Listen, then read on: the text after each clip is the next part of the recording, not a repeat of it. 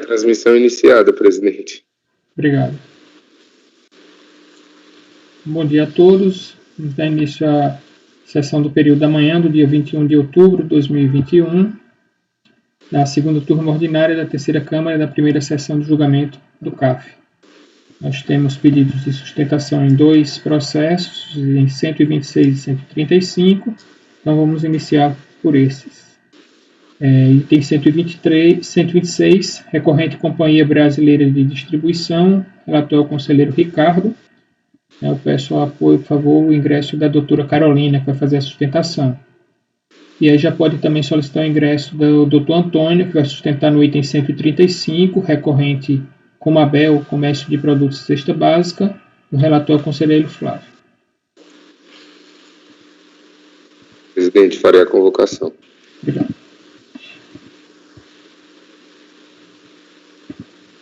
Presidente, enquanto os patrões vão entrando, eu já estou com tudo pronto aqui, só vou pegar alguma coisa, desligar. Ok, tranquilo.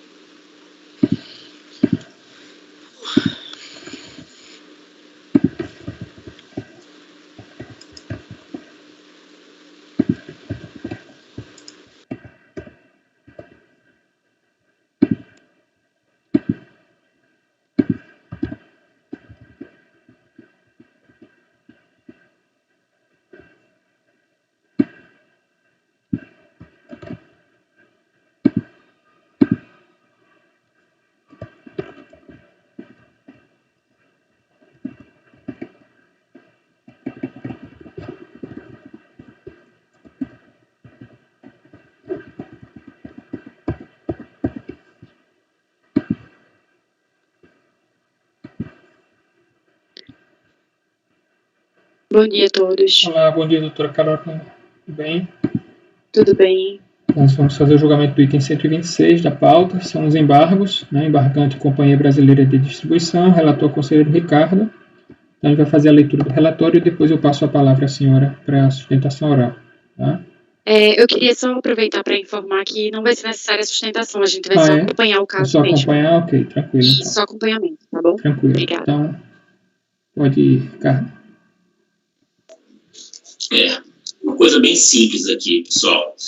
Embargo de declaração contra uma decisão lá de 11 de fevereiro de 2020, acórdão 302-4.335, que tinha sido decidido no sentido de, que importa para a gente aqui, afastar a qualificação da multa aplicada naquele caso.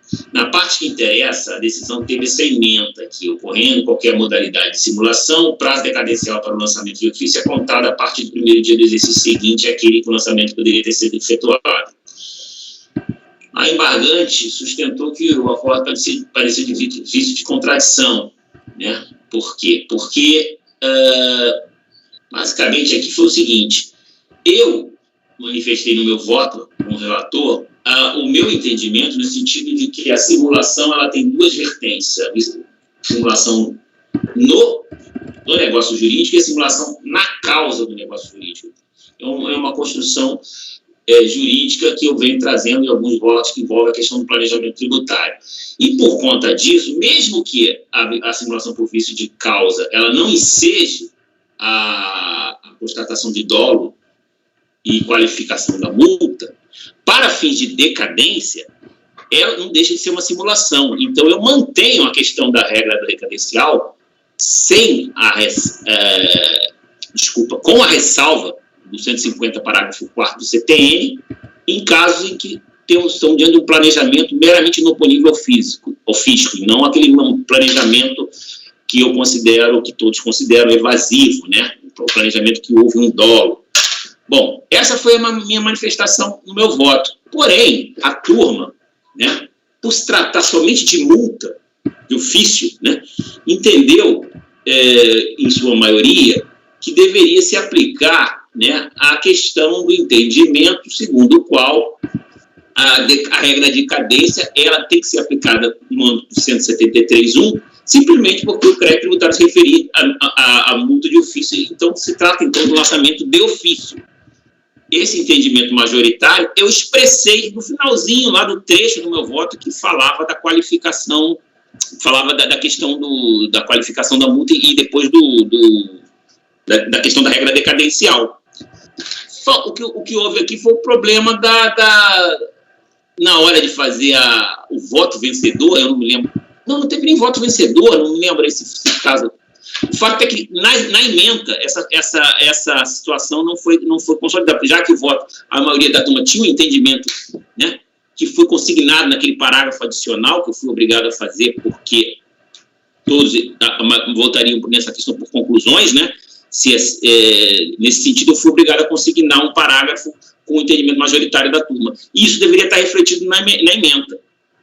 E aí foi um esquecimento. Então, por isso que os embargos foram admitidos somente, né, porque acho que tinha outras questões ali que tinham sido trazidas nos embargos, mas a admissão, até foi já pelo conselheiro Paulo, nosso presidente atual, foi só para sanar essa contradição. Esse é o relatório. Posso continuar? Sim. Bom, então, nesse sentido, eu admito os embargos, né, já até em consonância com o que foi decidido no despacho de admissibilidade. Digo, no voto que proferi no acordo embargado, depois de afastar a qualificação da multa aplicada por entender que o caso revela um mero planejamento tributário inoponível ao fisco, que não enseja as hipóteses de sonegação ou fraude reclamadas para mencionar a qualificação, defendi que, ainda assim, estava caracterizada a simulação por vício de causa capaz de atrair a regra decadencial de 173.1 do CTN com base na ressalva contida no parágrafo 4 do seu artigo 150, salvo se comprovada a ocorrência de dolo, fraude ou simulação. Contudo, como expresso no conteúdo decisório daquele acordo, a maioria da turma preferiu me acompanhar pelas conclusões por entender que a decadência deve seguir o estipulado naquele artigo 173.1 pelo simples fato que o crédito tributário lançado se referia a multa de ofício. Nesse sentido, a regra deve ser aquela exigida para os lançamentos de ofício. Tal ponto ficou claramente expresso na parte final do trecho que tratou dessa matéria. Assim, uma vez que o texto da emenda reproduzido no relatório acima refletiu a ideia contida naquele meu entendimento, há que se corrigi-lo para reparar a contradição apontada. Destarte, retifica-se aquela parte da emenda para fazer constar o seguinte: lançamento de multa de ofício e decadência. A decadência do crédito tributário referente à multa de ofício, por se tratar de modalidade de lançamento de ofício, deve seguir a regra geral de 173.1 do CTN. Diante do exposto, oriento meu voto no sentido de acolher os embargos opostos para reparar a contradição apontada, alterando onde cabível a emenda do acordo que citei aqui, que é aquele sem efeitos infringentes. Ok, então o relator está acolhendo os embargos. Até, Ricardo, não sei se você acha relevante, se quiser citar o artigo, né, o parágrafo 8º do artigo 63 do Regimento Interno do CAF, que diz que a emenda tem que refletir também, né, que trata justamente dessa situação, né, quando a maioria acompanha o relator pelas conclusões, então diz que o relator tem que consignar a posição da maioria, o entendimento da maioria, e que isso deve estar refletido na emenda. Então, vamos lá. Destarte, retifica-se aquela parte da emenda com base no artigo, qual que você falou, 8º? 63, parágrafo 8º. Parágrafo 8º. Do anexo 2, né, do regimento. Para fazer constar o seguinte. Ok. Ok, então o relator está acolhendo os embargos sem efeitos infringentes, apenas retificando a emenda. Alguma divergência? Ou então, acordam os membros colegiados, por unanimidade de votos, em conhecer os embargos e acolher os sem efeitos infringentes para reparar a contradição apontada, alterando onde cabível a emenda do acórdão, citado aí nos termos do relatório e voto do relator. E doutora Carolina, obrigado. Bom dia. Obrigada, pessoal. Bom trabalho para vocês. Bom dia. Obrigado. Nós vamos então ao item 135, recorrente Comabel, Comércio de Produtos da Cesta Básica Limitada, o relator conselheiro Flávio, e o doutor Antônio Fernando vai fazer a sustentação oral. Ele já está na sala de julgamento. Bom dia, doutor Antônio. Bom dia. Tudo bem? O conselheiro vai fazer a leitura, o relator vai fazer a leitura do relatório e depois eu passo a palavra para o senhor. Tá?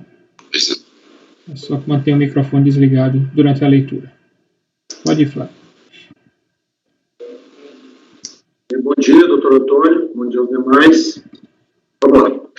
O processo administrativo trata-se de autos de infração lavrados contra o contribuinte principal, sujeito passivo J.A. Monteiro Filho, em que a fiscalização constitui o crédito tributário de RPJ, contribuição social, contribuição ao PIS e COFINS, referente aos anos 2000, 2002 e 2003. A acusação fiscal está arrimada, em síntese, no fato de o contribuinte, mesmo intimado para tanto, não ter comprovado a origem do recurso identificado nas movimentações perante instituições bancárias, a saber, Bradesco, Bilbao Vizcaya, Sudameris, naqueles anos calendários. A multa de ofício aplicada foi agravada e qualificada, sendo fixado o percentual de 225% dos termos da motivação constante no TVE.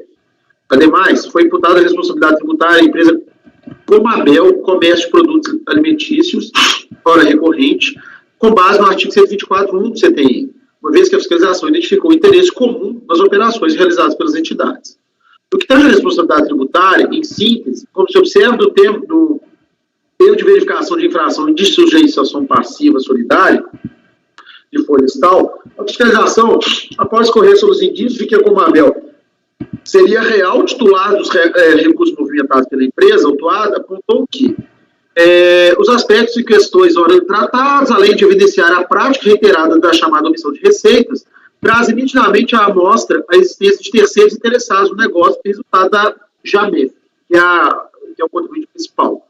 Como também põe às claras os papéis desempenhados pela JAMF, que eu vou denominar, e seu titular, senhor João, neste contexto, quais sejam de interpostas pessoas com o fito de iludir para elitir, por exemplo, iludir o fisco para, ilegalmente, o cumprimento das obrigações tributárias principais incorridas em fase das atividades da JAMF. Aqui, pessoal, eu pus um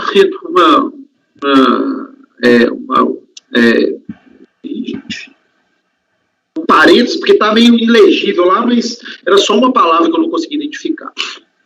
O contribuinte principal e o responsável foram devidamente certificados dos termos de autuação, contudo, só o responsável se surgiu contra o lançamento via impugnação administrativa.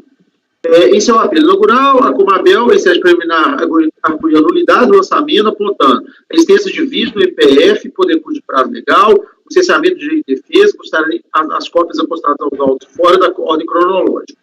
E, em prejudicial de mérito, alegou a decadência de parte do direito de a Fazenda constituir o crédito tributário.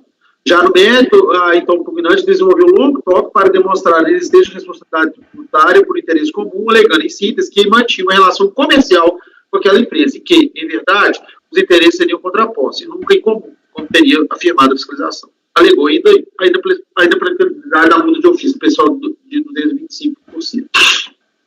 Ao analisar o apelo, a DRJ de Fortaleza entendeu por bem julgá-lo como improcedente, mantendo a totalidade dos autos. Aí eu cito aqui, e por consequência, a imputação de responsabilidade. Aí está a emenda. Ao ser intimado, o responsável solidário apresentou recurso. Esse é o apelo, aí ele, basicamente, ele inverte um pouco a ordem dos argumentos, mas são os mesmos argumentos que foram lançados em sede de impugnação. Este é o relatório, presidente. Obrigado. Então, doutor Antônio, o senhor tem a palavra por até 15 minutos. Pois não. Bom dia a todos os conselheiros e conselheiras. Pois bem, esse auto de infração foi lavrado contra a empresa, em desfavor da empresa J.A. Monteiro Filho, tendo por base o artigo 42 da Lei 9.430 de 1996. Na mesma ocasião, também foi lavrado o termo de sujeição passiva em face da recorrente, sob a alegação de que ela teria interesse comum na situação que constitui o fato gerador do tributo. A gente demonstrou, a empresa demonstrou, tanto em sede de impugnação quanto em sede de recurso voluntário, que na realidade todos os indícios levantados pela fiscalização comprovam que existiam entre essas duas empresas apenas interesse comercial. Não existe um documento, um cheque sequer, que tenha saído da titularidade da empresa autuada e tenha ingressado na conta corrente da recorrente, no caso a Comabel. Então, todos os indícios convergem para atestar apenas que entre essas duas empresas existe uma relação comercial. Aliás, São Luís, a época da lavratura do auto de infração, há quase 20 anos atrás, era uma praça relativamente muito pequena. Então, era normal que as empresas que possuíam relação comercial entre si repassassem cheques de terceiros, né? Então, em resumo, está muito bem evidenciado no recurso voluntário, que todos esses cheques que dizem que tinha anotação, que induziria, que teria uma relação próxima entre a Comabel e a empresa autuada, tudo está bem detalhado, todo o fim desses mesmos cheques. Então não tem nada, não tem nenhuma prova robusta que leve a crer que o real beneficiário dessas operações seria a empresa recorrente, no caso a Comabel. Aliás, senhores conselheiros, se de fato se sustentasse a alegação da fiscalização, o lançamento em questão não teria como prosperar, porque nesse caso não seria a Comabel, não teria que ser arrolada como corresponsável. Ela teria que incidir sobre esse lançamento a regra agasalhada lá no artigo 42, parágrafo 5º, que diz que quando há interposição fraudulenta, o auto de infração tem que ser lavrado em face do real beneficiário, que não é o caso dos autos. Mas, em suma, a verdade é que não existe nenhum elemento que demonstre que a Comabel, de fato, fosse real beneficiária desses depósitos, né? Então, em suma, é basicamente isso daí com relação a essa questão da responsabilidade. Quanto à qualificação da multa de ofício, os aspectos aí que são interessantes frisar. O primeiro é que o lançamento foi feito com base em presunção legal, o que de pronto já desautoriza a qualificação da multa de ofício. E segundo, que a alegação de declaração a menor, isso também não é motivo para a exasperação da multa de ofício, conforme, aliás, já tem decidido reiteradamente esse Conselho Administrativo de Recursos Fiscais. E por brevidade, a gente não vai citar aqui esses acordos. Quanto ao agravamento da multa, esse, com maior razão ainda, não deve ser mantido. Há uma porque a intimação, primeiro, a corresponsável não foi intimada em momento nenhum, nem a apresentar, nem a justificar a origem dos cheques, ou qualquer outro ato. E a devedora principal foi intimada por edital. Então, quer dizer, como é que seria uma obrigação impossível ela esclarecer esses fatos, né? Esclarecer a origem dos depósitos, responder a intimação. E segundo, no caso da multa aqui, da multa agravada, deve ser aplicado o disposto na súmula 133 desse CART, que diz que a falta de atendimento à intimação para prestar esclarecimento não justifica por si só o agravamento da multa de ofício, quando essa conduta motivou a presunção de omissão de receitas ou de rendimentos. Então, em síntese, senhores conselheiros, seriam esses os argumentos adicionais ao recurso voluntário.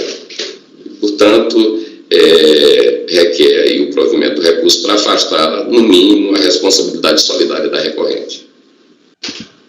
Ok, obrigado, doutor Antônio. Alguém tem algum questionamento, Patrono? Pode ir ao voto, então, Flávio. Se quiser manter a câmera aberta, pode manter, tá, doutor Antônio? À vontade.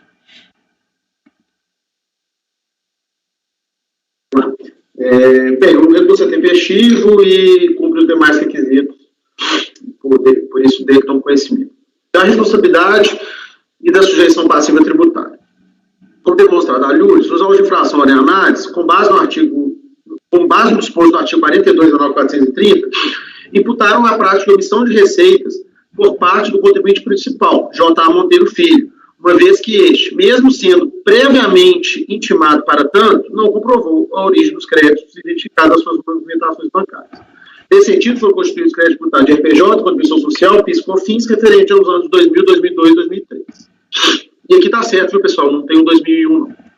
Todavia, como o contribuinte principal não apresentou impugnação administrativa, não foi aberta a discussão, estando preclusa, portanto, qualquer possibilidade de análise dos autos de infração no que tange aquele contribuinte. Já com relação à empresa Comabel, que se insurgiu em seus apelos contra a totalidade do lançamento, foi imputada a responsabilidade tributária com base no que dispõe o artigo 124 do CTN, uma vez que a fiscalização entendeu, em síntese, estava caracterizado o interesse comum. De pronto, não se pode deixar de mencionar que a fiscalização, quando emitiu a intimação aos bancos, deixou claro, para fins de atendimento do parágrafo,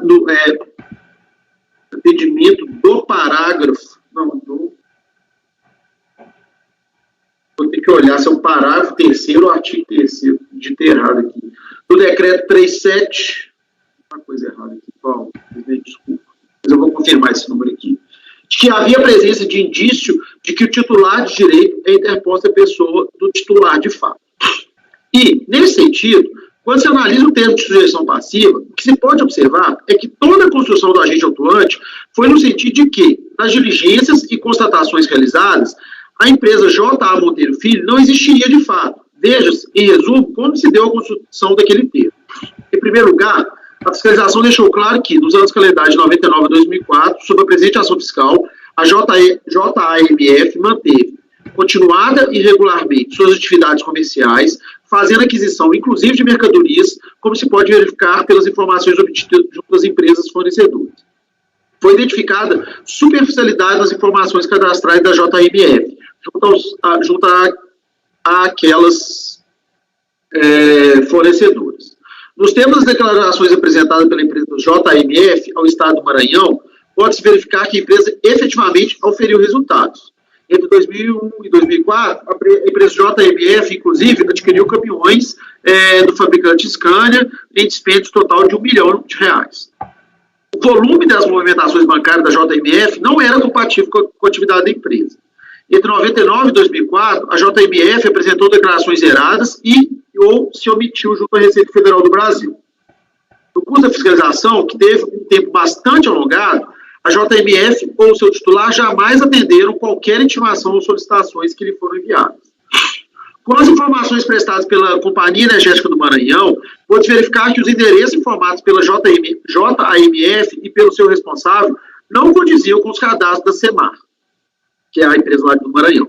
Em diligência realizada, a fiscalização verificou, através de informações colhidas com populares do local, que o endereço da JMF, em verdade, era um estabelecimento comercial da Comabel, empresa amplamente conhecida no mercado de São Luís e de Pedreiras, onde originou e até hoje tem matriz. Com análise conjunta e cruzada das informações disponíveis, a fiscalização constatou o interesse econômico-comerciais entre a JMF e a Comabel.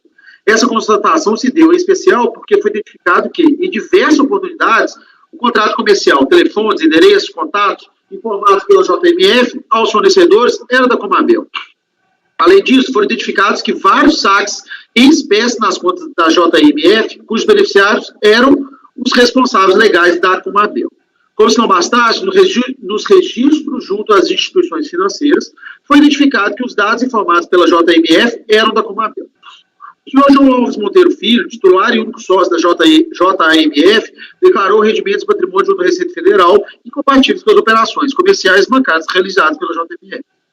12. Com base nessa construção, a fiscalização concluiu que os aspectos e questões ora tratadas, além de evidenciar a prática reiterada chamada omissão de receitas, traz nitidamente à mostra a existência de terceiros interessados no negócio resultado da JMF, como também põe às claras os papéis desempenhados pela JMF e seu titular, senhor João, neste contexto, quais sejam de interpostas pessoas, acho que isso aqui é o mais importante, com o fito de iludir para elidir. E aí eu já tinha lido isso aqui anteriormente. O agente autuante demonstrou, por fim, que a JMF não efetuou qualquer recolhimento de tributos e contribuições federais no período fiscalizado. O que se percebe da construção acima, principalmente pela transcrição do item 12, é que a fiscalização constatou e concluiu que a empresa JMF não existiria de fato e que sua estrutura era utilizada pela Comabel para, a princípio, ocultar da fiscalização receitas passivas de tributação. Ou seja, a fiscalização foi suficientemente clara quando atribuiu a condição de interpostas pessoas da JMF e de seu sócio, o João Alves Monteiro Filho, da Comabel. E, com essa constatação, imputou-se a responsabilidade tributária com base no artigo 124.1 do CTN. Pois bem, a par de toda a discussão que envolve a aplicação do 124.1, sendo certo que este relator tem uma visão restrita do seu alcance, que não é acompanhado por todos os membros do colegiado, por todavia, a fiscalização se equivocou com a imputação de responsabilidade tributária neste caso. Explica-se. Como relatado a Lourdes, a acusação fiscal de omissão de receitas está arrimada na presunção prevista no artigo 42. Aí eu cito aqui o artigo 42. Entretanto, o parágrafo 5º do mesmo dispositivo legal tem um regramento específico para quando se verificar, constatar a utilização de interpostos de pessoas nas movimentações bancárias, justamente como o caso Orianares. Veja, nesse sentido, a redação do aludito parágrafo 5º, que foi introduzido pelo ordenamento jurídico, pela MP 66 de 2002. Quando provado que os valores creditados na conta de depósito ou de investimento pertencem a terceiros, evidenciando interposição de pessoa, a determinação dos rendimentos ou receitas será efetuada em relação ao terceiro, na condição de efetivo titular da conta ou depósito. O que se depreende da redação do dispositivo transcrito acima é que, uma vez identificada a utilização de interposta pessoa, o terceiro, real titular dos valores, deverá ser considerado como sujeito passivo da obrigação tributária, contribuinte, e não o responsável. Não se pode olvidar, nesse sentido, que o termo contribuinte e responsável não se confundem. Essa diferenciação está prevista no artigo 121 do CTN. Aí eu cito. Veja-se que o artigo 121 diz que o responsável não se confunde com o contribuinte, sendo que este é que tem relação pessoal, tem relação pessoal com a situação que constituiu o fato gerador. No presente caso, pela construção e relações da fiscalização, foi demonstrado que a empresa JMF e seu sócio titular não tinham condições socioeconômicas para tocar e gerir o objeto social da entidade e que essa estrutura era utilizada pela Comabel com o intuito de ocultar a fiscalização recebida das receitas passivas de tributação.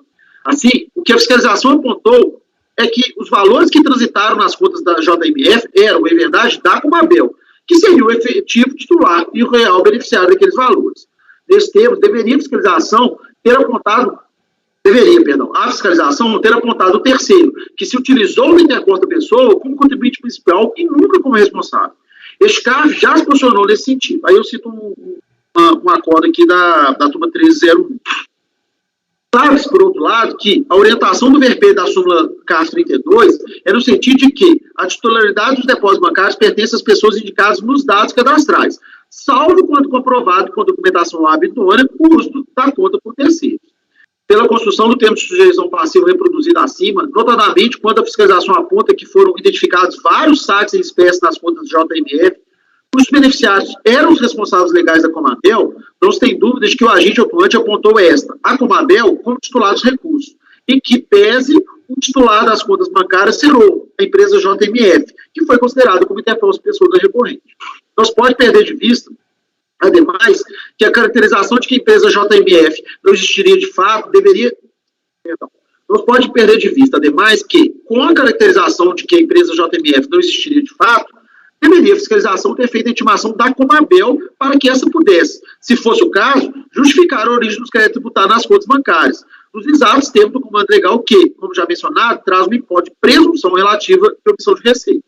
A intimação se faria necessária porque, como sabido, o direito tributário não se admite as presunções absolutas. Apenas as presunções relativas são admitidas, uma vez que oportunizam ao contribuinte, de forma prévia, se manifestar pela ocorrência ou não do fato gerador. Todavia, não consta dos autos qualquer intimação da recorrente nesse sentido. Vou destacar, por fim, que o fundamento legal constando do auto de infração se resume aos artigos 25 e 42 da 9430, artigo 528 do Rio 99. Como se observa, não há qualquer menção ao disposto no já citado parágrafo 5º do artigo 42. Nesse sentido, data veira, está equivocado o lançamento Orianares, que atribuiu responsabilidade tributária à empresa Comabel, quando, em verdade, a construção da fiscalização era no sentido de que esta era a real titular das contas bancárias da empresa JMF, interposta pessoa, e, por isso, deveria ter sido considerada como contribuinte principal, e não responsável dos termos do artigo 124. Portanto, votos por dar provimento ao recurso voluntário para afastar a responsabilidade imposta ao recorrente Comabel Comércio de produtos alimentícios. Como voto, presidente. Então, o relator está dando provimento ao recurso, afastando a responsabilidade tributária da recorrente. Alguém tem algum comentário? Ricardo. Essas bolas divididas, ninguém comenta nada, né? Foi um problema. Ô, Ricardo, assim, vocês podem reparar aí que eu analisei a discussão, está toda aí embaixo, em vermelho, mas, assim, a construção, eu fiquei muito em bola dividida na análise desse processo mesmo, mas a construção do fiscal é toda que a empresa como a Mel, ela era utilizada como laranja, né? Da palavra corriqueira que a gente diz, é laranja da Comabel. Não tem dúvida, ele fala que o senhor João não tinha condição, a Comabel, a JMF não tinha condição. E o que mais me chamou a atenção é essa questão do saques. Olha, o fiscal aponta que os saques feitos na boca do caixa foram feitos em nome dos beneficiários. Os beneficiários que sacaram eram os representantes da Comabel. Eram eles os reais titulares desses valores. Então, assim, eu acho que é um erro, a fiscalização errou na comparação. Ela tinha que ter constituído ela como contribuinte nos termos lá do parágrafo 5º e não como responsável nos termos do 124. Eu entendo a bola dividida, mas, assim, eu acho que o fiscal andou mal para utilizar o termo da Maria Lúcia nesse ponto aí. Eu já disse a vocês, né, Flávio, em julgamentos passados, que essa situação aí, a questão de arbitrar ou não o lucro, são os dois pesadelos do auditor fiscal, né, porque às vezes isso decide a sorte do lançamento, né, em algum detalhe, né, realmente é um conflito muito grande, é uma decisão bem complicada. Marcelo. Marcelo quer falar alguma coisa? Claro.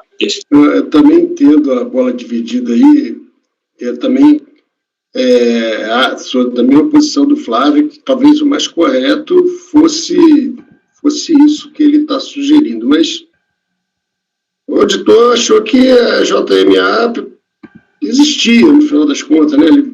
Sei lá. De fato, tem uma questão de fraude pronunciada aí, né? Um esquema fraudulento pronunciado. E não tenho dúvida aí que essa empresa aí que é a responsável, recorrente, está envolvida nesse negócio. Eu não, sei lá, vou deixar por voto, mas normalmente eu não sou tão rigoroso assim nessa análise. Mas eu concordo com a posição do Flávio, por exemplo, uma análise mais rigorosa. Acho que o voto do Flávio estaria correto, sim. Ok. Mais alguém quer falar alguma coisa? Ricardo, está com você a bola. Cara, olha só, para mim está clara a confusão patrimonial capaz de ensejar a atribuição da responsabilidade com base no 124.1 à empresa,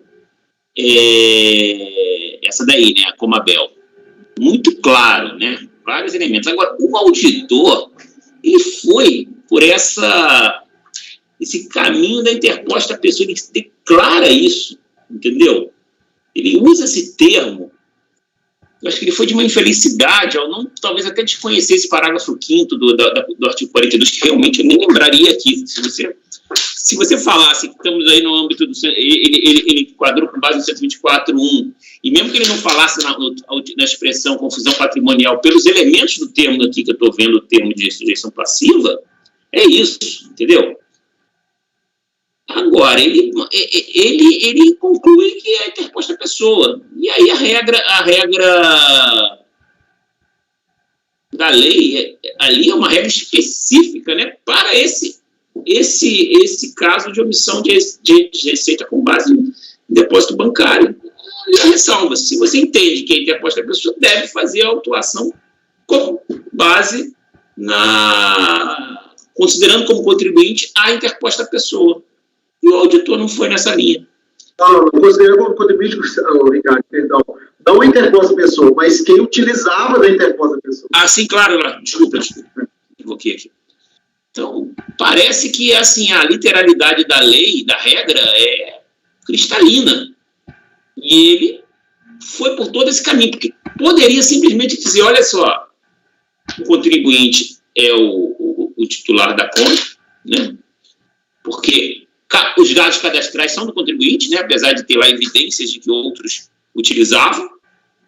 Então, existe aqui uma confusão patrimonial entre essa empresa Comabel, estão aqui os elementos, e o contribuinte, responsabilidade solidária, conforme o auto de infração como ele fez. Então, sinceramente, eu com muito pesar, até com base no que o Marcelo falou, né, parece que a gente realmente aqui tem um caso clássico aqui de sonegação, mas o direito, ele é assim, né? O direito, ele tem algumas questões que a gente não pode ultrapassar, né?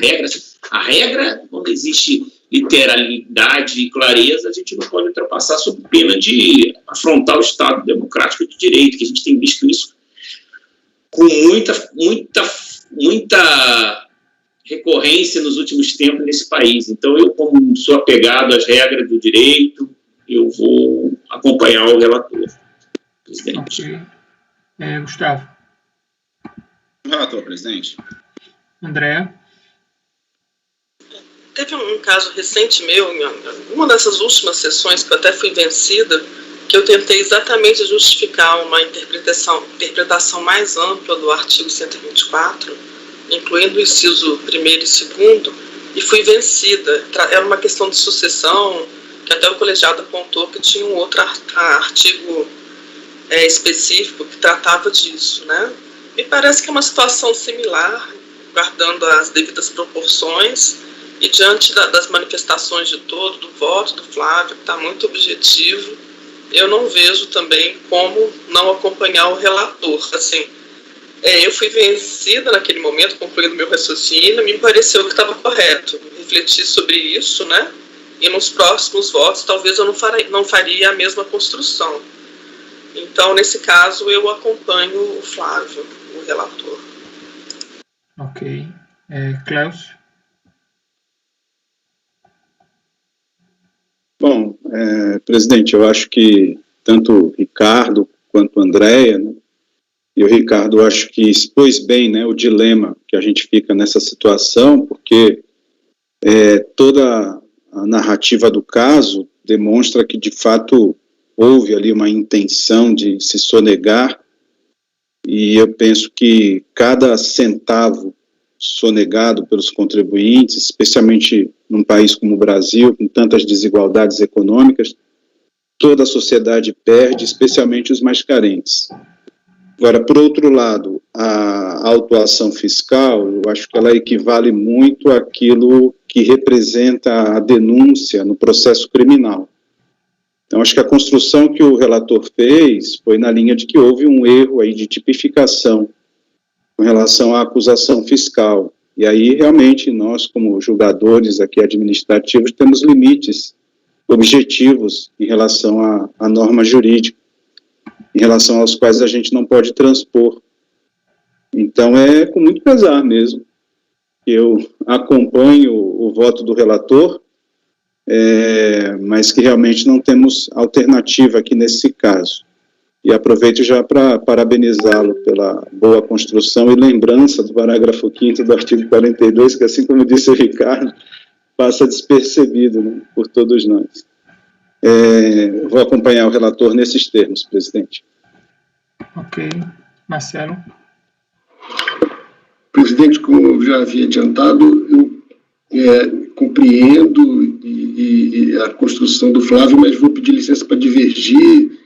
Nesses casos de fraude, a fraude deslavada está se demonstrando aí. Eu sou mais flexível em relação às interpretações. Eu acho que formalmente nada prejudica o contribuinte fraudador ser colocado com condição de contribuinte efetivamente ou na condição de responsável. No final das contas, ele está no polo passivo, seja como contribuinte, seja como responsável, e ele vai ter o direito de se defender da mesma maneira que tivesse colocado na condição de contribuinte. Então, isso não prejudicou em nada.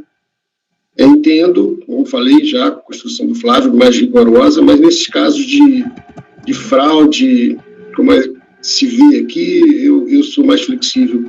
Eu peço licença aí para divergir, presidente. Ok. Fabiana? Bom, eu confio muito sempre nos votos do Flávio, porque ele atenta muito para a correção das situações de fato e da correta, do tratamento legal adequado que tem que ser dado aos fatos, que ele sempre aprecia muito bem. Eu concordo integralmente com o Ricardo, a gente tem limites que, se a gente transpuser, ofendem o próprio Estado democrático de direito, e eu acho que a defesa do crédito e da arrecadação tributária passa justamente por uma análise correta das situações de fato. E a gente não pode fechar os olhos para equívocos da administração quando não trata adequadamente um fato que aconteceu. Pode ser uma fraude escancarada, mas se ele der o tratamento legal inadequado, se perde por completo. E isso não pode ser transposto em nome de um crédito tributário, né? A administração tem o dever de dar o tratamento adequado, e o nosso papel aqui é justamente conferir a legalidade dessas situações. Então, eu acompanho o relator tranquilamente. Ok.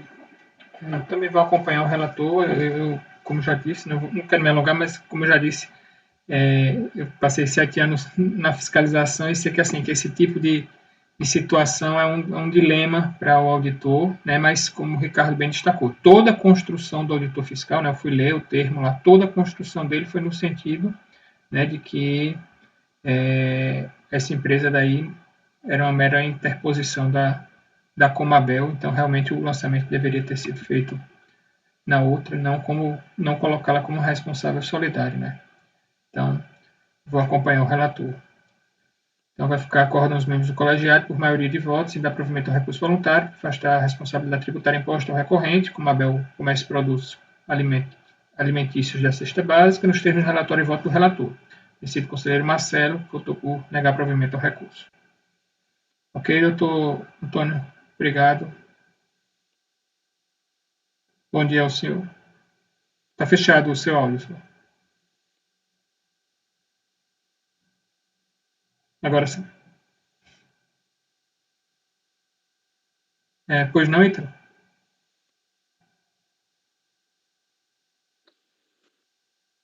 Presidente? Pode falar. Presidente? Pode falar. Sim. Eu vou precisar interromper a gravação só um minutinho para explicar um ocorrido para o senhor, ok? Tudo bem, ok. Então, pode interromper. Só parar a